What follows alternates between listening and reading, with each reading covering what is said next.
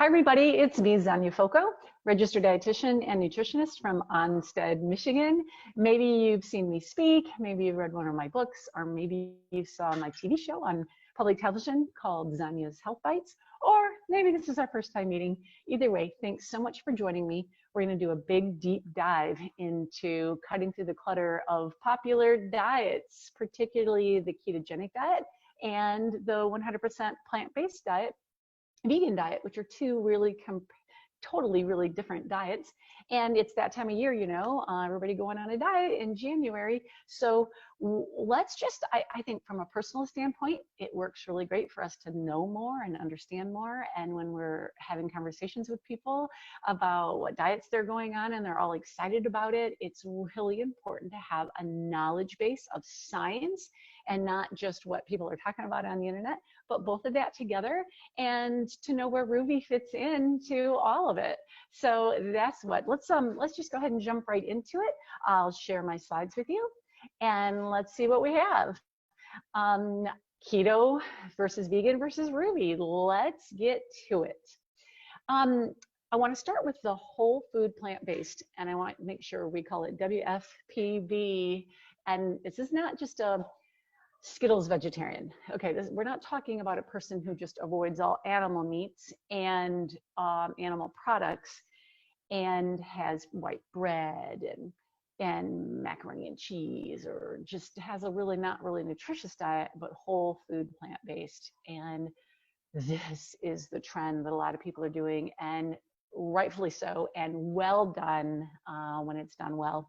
So we've got no beef, no pork, no poultry, no fish, and no milk, cheese, or eggs, and these whole foods. What happens is pretty much everything they eat contains fiber, and that helps lower cholesterol, and that helps lower calories, and you eat less calories. It's kind of like a little trick to get you to eat less calories and more nutrients. So it's like a nutritarian diet. It's nutritious and strong. And people are reversing disease with this. It's the best way to plummet your cholesterol. A great way to go, but yet not a lot of people want to give up meat. They just don't want to. And is there a way that we can enjoy meat in small amounts? I think there is, but let's just take a look. And if you want to learn more about this, I'd highly suggest you watch two different documentaries. You'll learn a lot. You'll understand why somebody would want to go vegan in the first place. You would understand its impact on our planet, because it is absolutely the best for our planet, for sure. Two documentaries, Forks Over Knives, and the other one is called What the Health. And you can get them online. I would highly suggest watching those. So as we move on, I want to share two people that I personally know. Paul Chatlin is somebody I know at 54, 100% blocked artery, two others 65% blocked. And it was bypass surgery or plant-based nutrition. And he decided to just go all plants and get rid of all animal products. No cholesterol, no saturated fat from animal plants. He did it. Dove in, and after 3 weeks, his angina disappeared. In 1 year, his cholesterol dropped from 309 to 122. When that happens, you get reversal of heart disease. The plaquing, the clogging, reverses. Something we never thought was possible in years before. And it is possible now. And he followed Dr. Esselstyn's book, How to Prevent Heart Disease, and that way to go. Lost 43 pounds. Anytime you lose weight, even if it's unhealthily, you lose weight and get healthier. Losing weight is a great thing to do, but he did it healthfully. So there's an example. So the other thing that I wanted to share, another person, is what about diabetes? Can you reverse diabetes with a whole food plant-based diet? Absolutely, you can. And here's Dr. Neil Barnard's program for reversing diabetes. And Mark Ramirez, he's somebody I personally know. And in 2011, he began a plant-based lifestyle and has never turned back, and has cured his diabetes that runs in his family. Type 2 diabetes, not type 1. You can't cure type 1, but you can cure type 2. And he did it. A lot of doctors say you can't, but you can. And his high cholesterol, his high blood pressure, all of it cured by going 100% plants. Wow. And you can check out their website. He and his wife are so exuberant about what they've done, and they document it at chickpeaandbean.com if you want to check them out. They're a really cute couple. So wow, this style of eating is very restrictive, And I did do it for 30 days because I wanted to learn and see if I could really do this. And although I learned a lot, I learned that I could eat a fraction of the cheese and be happy. I do still have a little feta cheese on a salad or a little bit here and there. And so I'll tell more about that. But very interesting. Here's the pros. It's nutrient rich. Pretty much everything you eat has nutrition. I mean, it does. It's whole food, plant-based nutrition, and why wouldn't it? And it's high in fiber, and it feeds the microbiome very, very well. And that's exactly what the microbiome wants to snack on, is fiber and carbohydrates. That's its preferred fuel. And we're learning how important the microbiome is. So it's a perfect diet for that. It's excellent in weight loss. It may not be super fast because you don't have a water loss extra gain that makes you feel good on the scale. Very steady and gradual, and it's real weight loss. And the studies confirm, get this, that it prevents or treats or reverses 13 of the 14 leading causes of death. Wow. Guess what the one is? It's accidents. Yeah. So pretty much everything is affected by a whole food plant-based diet. And it's budget friendly, and it's certainly environmentally friendly. And I know the people that are really good at sticking with it are the Ellen DeGeneres types, the people who really care about the animals, who really care and therefore don't want to sacrifice the animals. And they are the ones that can stick with it long term because they have that personal conviction. I find that other people struggle with it because it's a meat and dairy centered culture that we live in. But there are the pros, ladies and gentlemen. But here's the counter. I'm sorry, I think I lost connection for a little bit with the internet maybe. So I think it's working again. So let's continue. So as the 3 legumes, as I was saying, and then the next thing is that it can be challenging just in a meat and dairy centered world. And family tension, like if one person is vegan, but not everybody, but if the whole family is, great, it's really no tension. But if the kids aren't on board or the husband's not on board or vice versa, you can see how it's a lot of tension. You know, they say you diet alone, but you eat as a family. And I always say when I'm working with somebody, it's really important that you pick a diet, not a temporary diet that you go on to lose weight, but you just fix what puts the weight on you. You pick a great way to eat that's great for the whole family. Anything that helps you be healthier, helps the whole family be healthier, and it needs to be realistic and doable. But there's so much we can learn from whole food plant-based, so much we can learn. And requires learning a new cooking skill. If you want to excel at this for a lifetime, well, you got to learn some new cooking skills, right? You got to learn to make mushrooms and eggplant and make them meat and have vegetable forward dining. And this is really not a con. This is actually a good thing. I think everybody should learn new cooking skills and have joy in the kitchen and excitement around vegetable forward dining. So there you have it. And what I like to do is I want to suggest a little sound bite that you can have in your back pocket when you're at a party or something, or let's say your own teenager comes home from school and says, I want to be vegan. I want to be better for the planet, whatever. And so what are you going to say? Here's what I suggest you say. I think you say, great for the planet, great for you. And be sure to include 3 legume servings daily, plus nuts to meet your protein needs. Just do it. And they'll go, oh, okay, I do. Yeah, and that's an excellent thing to know.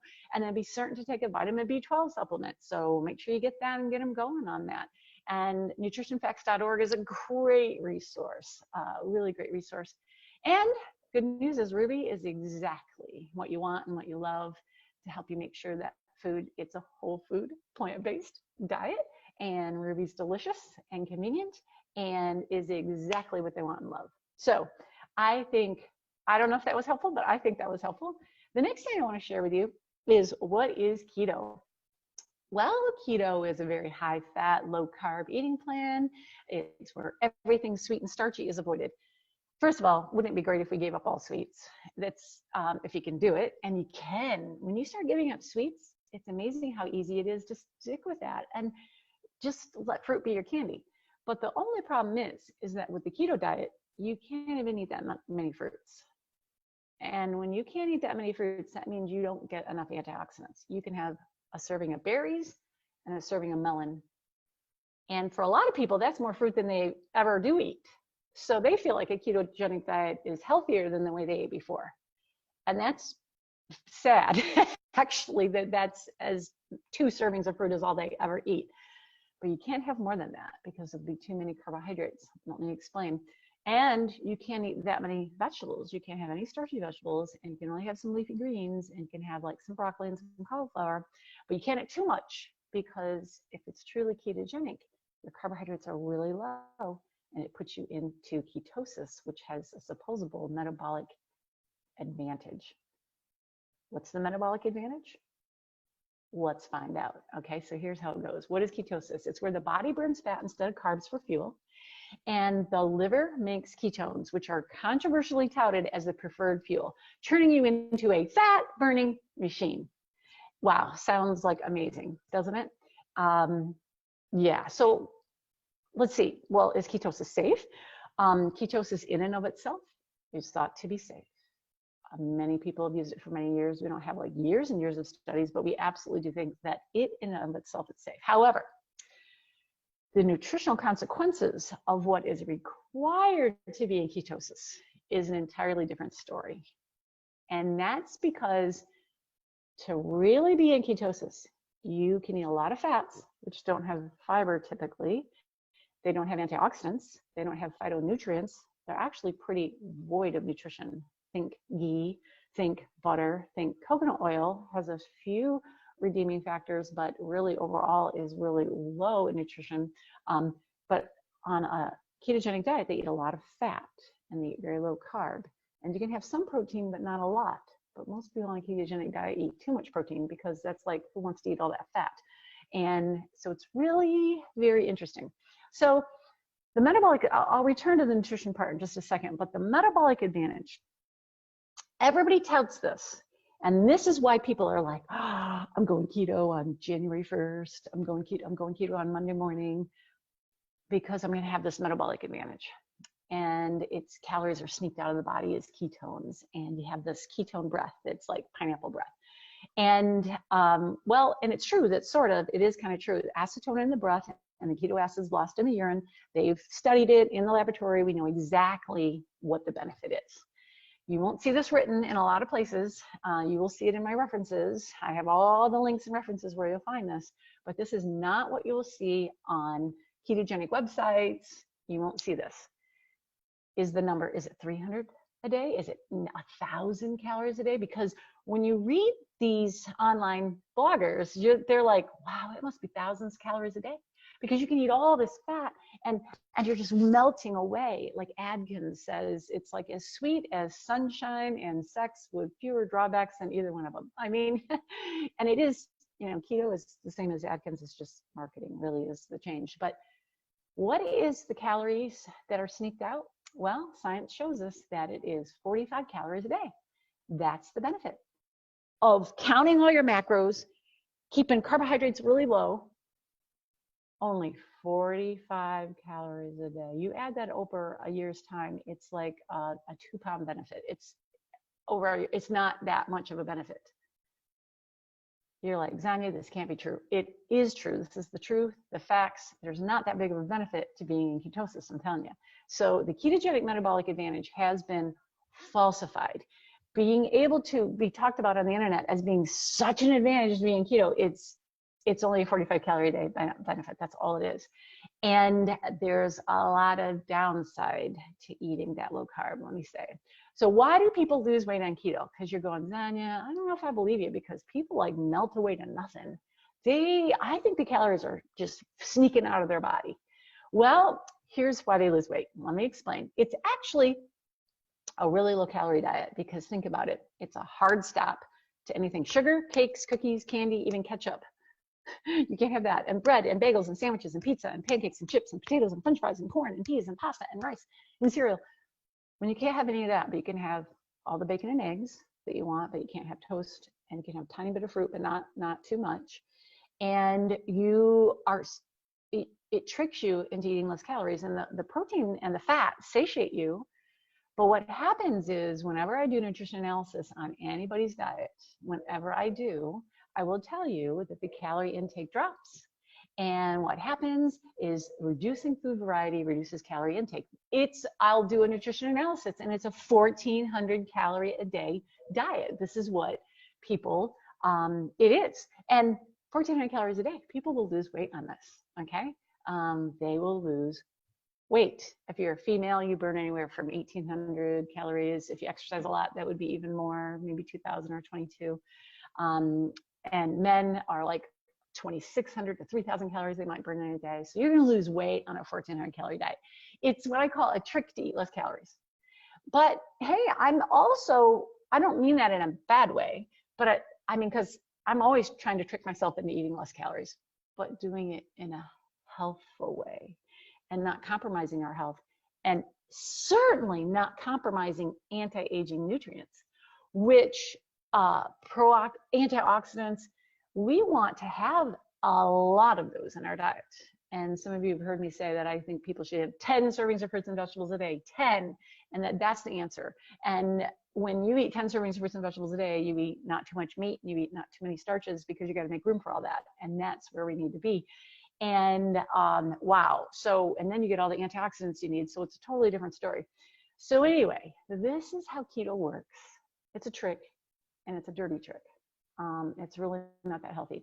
Here's the other thing that I think is really important. If you have a loved one, a husband that's all bent on going keto, or a wife, or anybody that's like, I really want to do keto, I want you to know this. If you're going to do keto, you can't be doing bacon, even though every keto professional, like the ones that like really know keto and they profess it, they will say, yeah, bacon isn't really that good for you, but they know that they can't tell you not to eat bacon because you will never adhere to the diet because it's so restrictive. You can't, it's like the only redeeming factor. In fact, everybody goes, yeah, keto, I can't have a lot of food, but I get to have bacon. So they all allow you to have bacon, and you really shouldn't be allowed to have bacon, okay? Let's just talk about this. You have got to know that the studies are so confirmed. The World Health Organization has declared processed meats carcinogenic to humans. That's sodium nitrate cured meats, and you're like, but I buy the natural bacon. It's sodium, it's got sodium, it's processed meat. We have no idea if it's any healthier because it's the processing, it's the salting. It might be the sodium nitrates, it might not. So you really have to limit bacon, you really do. And look at this, by 2030, colon cancer rates among 20 to 34-year-olds will increase 90% and 124% for rectal cancer. Wah, wah. Okay, just saying. This is knowledge keto dieters have to know. They have to know this. Okay, just saying. Alrighty, so our next thing. If you get cancer, your doctor will say, you know, if you want to change your diet, you can go to AICR, American Institute of Cancer Research.org, or go to cancer.org, and they will tell you what to eat. And when you go there, it says subtract all processed meats. And you're like, subtract all processed meats?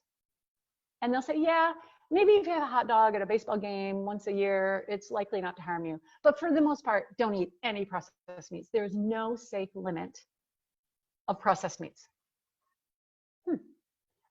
Would you like to know that before you get cancer? I think you do.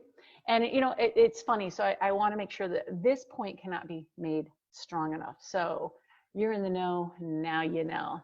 Alrighty, the keto pros and cons. People get the dangers of sugars and starches. I love it. Even if people only do keto for a couple weeks, they learn a lot, and they learn, once you get off sugars, you don't really crave them and want them. And that's a good, I always thought that if you would just pendulum swing and binge on sugars, that actually people really learn to like the lower sugar lifestyle. So actually, I don't think it will hurt for anybody to go on keto diet for a while. I just think that they need to not be tricked and not be duped about its benefits beyond what it really can do. But just giving up sugars, I think just giving up sugars is it's like saying no thank you to dessert, no thank you. You can do this, but you can also have a small amount in moderation too, and that's a place to live, a really good place to live. But getting off cravings is great. But we can do this without going keto. You can get off sugar. You don't have to go keto to do that. And they just say no, and they're really good at it, and that's great. It's fast weight loss because you lose a lot of water weight. I'm going to give you a couple, 3 video links, short video links that you can watch that really shows why this diet has been the best cash cow of all time. People lose so much water weight. They don't do that on the vegan diet.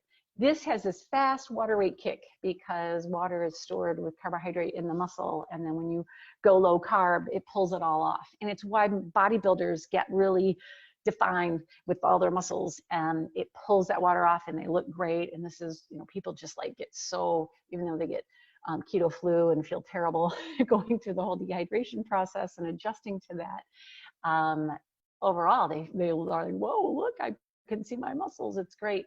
But and they look on the scale and they've lost like 5 pounds in a week, and it's like a wonderful thing, sometimes 7 pounds in a week. And it plummets blood sugar, because if you subtract all those carbohydrates, your blood sugar is going to drop, but it actually doesn't improve your glucose tolerance. It doesn't improve, and that's what we have to improve. If you want to beat diabetes, you want to cure diabetes, that's what you have to do. And actually, a high-fat diet actually decreases your body's ability to properly utilize glucose. So, and that's in one of the video links that I'm going to show you by Dr. Greger. He's very knowledgeable and explains it way better than I can. So if you want a deeper dive, it'll be there for you. I have the link for you. Okay, so the cons. Pales in comparison nutritionally to a whole foods diet, because it's not a whole foods diet. And there's a lot of people doing dirty keto on the internet. Dirty keto is like using diet Jello and using, it's fast food without the bun kind of a thing. It's dirty keto, meaning they know it's not clean food, it's not really healthy food, but it's like the only way you can adhere to the diet because it's so hard to adhere. And it's bacon. Bacon is really dirty keto too, although they won't say it is, but it is, because it's not a clean food. All right. Detrimental to the gut microbiome, we see it within 48 hours that the gut microbiome depletes when we go on a high-fat diet. It just doesn't feed it, because fiber, a ketogenic diet is very low in fiber. It doesn't have, the most you'll get is 15 grams of fiber, most that you get in a ketogenic diet, because you can only eat a few raspberries. You can't have any breads or grains that have fiber. You can't have legumes. You can't have corn that's high in fiber. You can't have a lot of things that are high in fiber. You have to eat fats. You can have some nuts, but I'm telling you, you won't get the fiber that you need from those 2 little fruits that you can have and the 2 little vegetables that you can have. It's just not enough. You don't get the antioxidants. It's just, they've kind of like over 17 nutritional deficiencies with this diet. The theory that saturated fats are harmful, they say that, well, saturated fats are not harmful when there's no presence of carbohydrate. Well, that's a theory. We don't have science to back that up. But if it is true, I know a lot of people that cheat. Most people are keto-ish. So they're doing saturated fats and they've got some carbohydrate, and that is not a safe place to be, ladies and gentlemen, because we know saturated fats are atherogenic in the presence of carbohydrates. But if it's, so I wouldn't bank on that. And a lot of people stop the keto diet because of hair loss. I mean, that's usually the thing that freaks them out. And it would be too, and rightfully so, because it's a demonstration of those 17 vitamins and minerals that aren't there. And you must not eat too much protein. They tell you, don't eat too much protein. You can only have this much protein, but people do overdo it because you just can't eat that much fat. And, they say you can eat all the butter you want, but if you can't have any bread, how much butter are you going to eat? Okay, so that's the idea there. And it's not environmentally friendly if you happen to care. Processed meats, colon cancer, big reason. So I think the cons, there's a lot of cons here with this diet. So, but some people still want to do it to get a little kick of weight loss.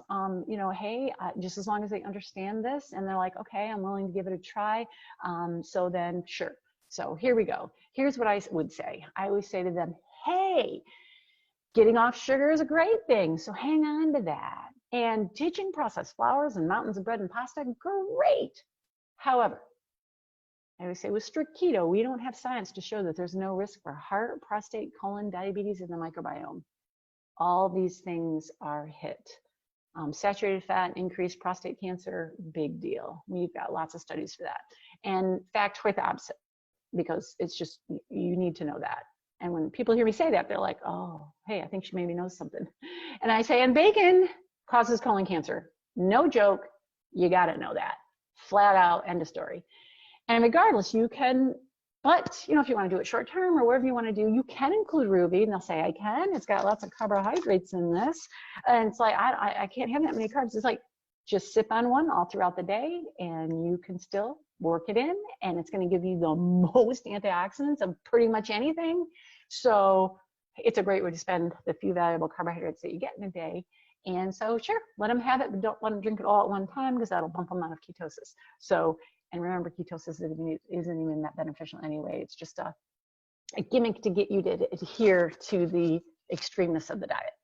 Okay, that's what I wanted to share with you today. And can't we just eat real food? And this is, I think, the simplest, best message. And the reason why whole food plant-based works is because it get you off processed food. If you do a processed vegan diet, you don't get the health benefits. But if it's a whole food plant-based, that means unprocessed food, right? It's another word for it. And can't we be keto-ish? Can't we use some of the keto properties, but apply it? So that, ladies and gentlemen, is what I think we should do. If your New Year's resolution is anything, I think it should be 10 servings of fruits and vegetables a day.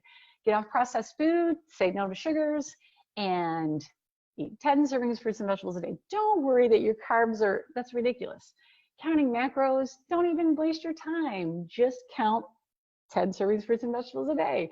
You'll have to eat less starches to make room for them. You'll have to eat less meat to make room for them. Bingo. That's how you get the best of the vegan diet and the keto diet and put it together. And that's how you have a happy family. That's how you sit around at the table and eat healthily for every single person in the family. And as you know, Ruvi fits in just perfectly.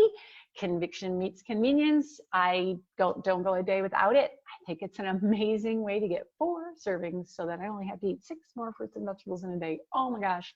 Talk about making it easy. Here's those Dr. Greger video links that will be hot. So look for the PDF that's posted. So you can run through these. You have got to watch them. They're only about 3 minutes each. And you'll go, wow, that's what Zonya was talking about. And that just totally makes it make sense. And be smart.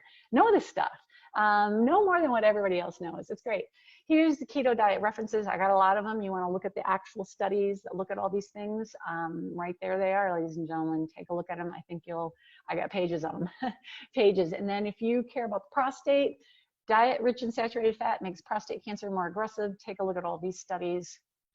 This is where we're saying, don't believe the hoopla that saturated fats are not bad for you. That's why the new dietary guidelines say that, yeah, you can have fat, but not saturated fat. They still want you to limit saturated fat. And if anybody cares about more resources, I have 2 really great ways to help you get those 6 to 10 servings of fruits and vegetables a day. Well, you get Ruvi with 4, but only 6 servings you have to eat, how to make it delicious, fast, easy, convenient, eat real food, or lickety split. Check it out. I also, if you like online learning, I've got 2 really dynamite online learning seminars starting, one in January, one in February. They're great programs. You can learn more online. So there you have it, ladies and gentlemen, keto or vegan and Ruvi. I hope this has been helpful. I've enjoyed my time with you so much. And I just want to say thanks a lot. And I appreciate and respect what you do. Have a great day.